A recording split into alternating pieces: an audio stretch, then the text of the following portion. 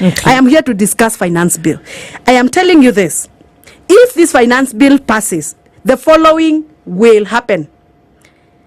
Through tax obligations increments, self-employment and informal sector, you will pay more taxes than you were paying before.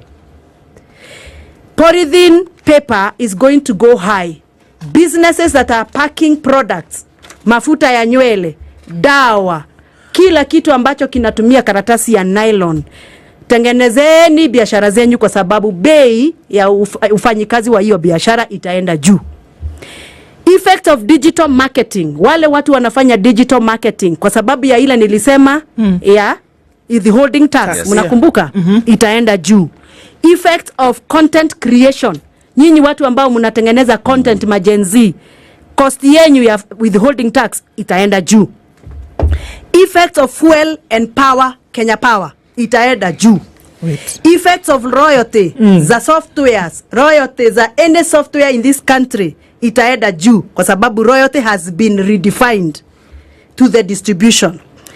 Most employed people cannot afford to professionalize their tax advisory, and they will not comply with the new proposals and deadlines put by the Tax Procedures Act amendment. And therefore, VAT refunds time, because it is shortened to 24 months, you will have accelerated tax schedules that are going to be more demanding for your businesses. Cost of living, health products, medication, itaenda juu. Removal of zero rating to exempt will increase cost of consumables like animal feeds, mobile telephone sets, solar panels, lithium ion batteries. Munanielewa? Note, all exempt products will be subjected to 16%. Kedugyote, kila kitu munasikia kimetolewa exempt, mujue it's coming 16%. It is coming back through VAT.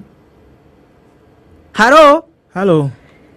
Increased threshold for certain deductions, Section 5 for income tax.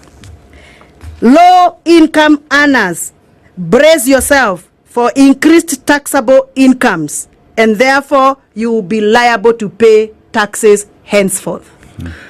Sijui kama nimetumia kizungu kingi sana. Kuna mtu ameniandikia message hapa anaitwa Steve kutoka kwa Mike, ameniambia leo lusungu luna